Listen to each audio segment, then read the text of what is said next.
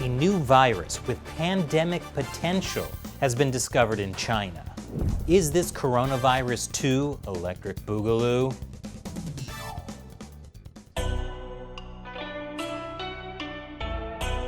Welcome back to China Uncensored. I'm Chris Chappell.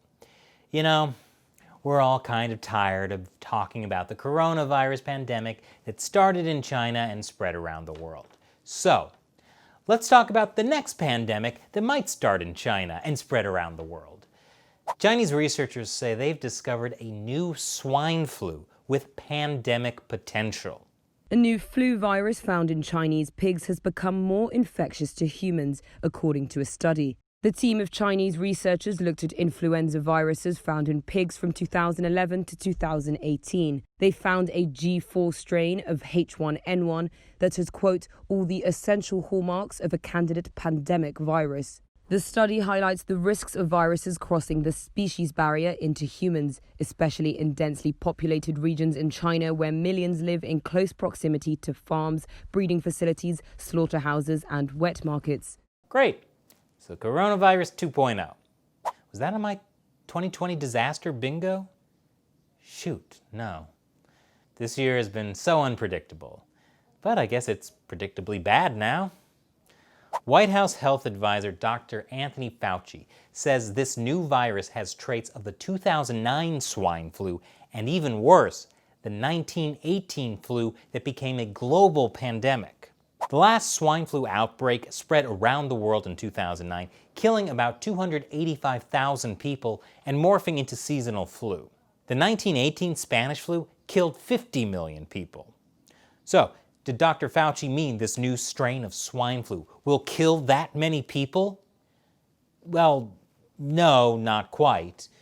He meant that this new strain, which actually isn't that new, it's been around since 2016, is a combination of genetic traits from previous strains. Science magazine reports the G4 variant virus has genes from 3 types of H1N1, the Eurasian avian flu, the strain that caused the 2009 pandemic, and a North American strain that has genes from pig viruses. But according to the Chinese study, G4 viruses have all the essential hallmarks of a candidate pandemic virus. Oh, great. The G virus. If real life is anything like video games, which it probably is, the G virus will turn people into zombies. I learned that from the scientific study Resident Evil. Were zombies on my 2020 disaster bingo? Zombie president? I guess zombie plague is a logical first step. Now, scientists will tell you not to panic, like Columbia University virologist Dr. Angela Rasmussen, who tweeted, "Our understanding of what is a potential pandemic influenza strain is limited. Sure, this virus meets a lot of the basic criteria, but it's not for sure going to cause a hypothetical 2020 flu pandemic. But that doesn't mean it's not for sure not going to cause a hypothetical 2020 flu pandemic. I mean, shouldn't we all be freaking out now?" Carl Bergstrom, biology professor at University of Washington, tweets, "There's no evidence that G4 is circulating in humans despite 5 years of extensive exposure. That's the key context to keep in mind."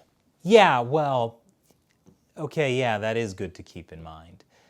The study looked at pigs in 10 Chinese provinces between 2011 and 2018. In the last 3 years, they looked at blood samples from workers on 15 pig farms. About 10% of them had antibodies to the disease, which means, so far, it has infected some people without causing disease. But health experts fear that could change without warning. So yes, be afraid. And with the potential deadly new pandemic on the horizon, we have only one choice: to work together with the Chinese government to combat it, and not get caught up in who may or may not have caused the coronavirus. Oh, I get what this is about now. But speaking of the coronavirus, we need a new name for this new swine flu. The new virus is dubbed EAH1N1G4. Sorry, is that a virus or a password? I'm not even going to remember that 5 seconds from now. Look, it needs a new name that doesn't start with G. a something. Of course, we don't want the name to have issues of racism, like when some people were calling the novel coronavirus the China virus. So what can we call this one? Oh, I know. The Chinese pig virus. No one can get offended by that.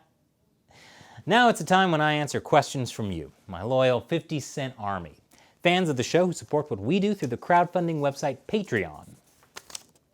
Maldoon7 asks, Chris, did the recent border clash between India and China pivot India towards the West in the long term? Excellent question.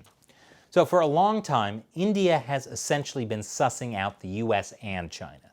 Both are powerful countries, but who will make the better deal? That gave India a lot of bargaining power with both countries. The Trump administration has been working hard to woo India and its Prime Minister, Narendra Modi. Earlier this year, the U.S. surpassed China as India's largest trading partner. U.S. officials stopped calling the region the Asia-Pacific and now call it the Indo-Pacific to give India more cred. The Indo-Pacific. The Indo-Pacific. Indo-Pacific region. And this year, Trump made a personal visit to India. And he certainly seemed to make a splash. US President Donald Trump arrived in India on Monday to a raucous reception. Crowds of tens of thousands roared Namaste Trump at the world's biggest cricket stadium in Ahmedabad. And it was very clear why Trump was meeting with Modi.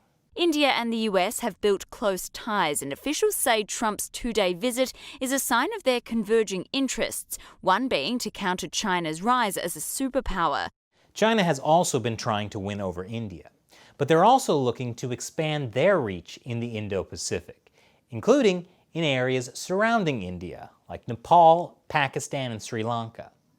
China has also been encroaching on a disputed border with India, which ultimately resulted in a clash where 20 Indian soldiers were killed. India is now fighting back economically. 3 major business deals with China, worth more than $600 million, were suspended. Indians are boycotting products made in China. And India has even banned dozens of Chinese apps, including TikTok. So I wouldn't be surprised if India and the US start getting a lot closer. And yes, India-China border war is on my 2020 disaster bingo. Thanks for your question, Maldoon7. And for all of you watching, consider joining the China Uncensored 50-cent army. You'll have a chance to ask me questions on the show, and there are some other cool perks as well. Check out patreon.com/China Uncensored to learn more.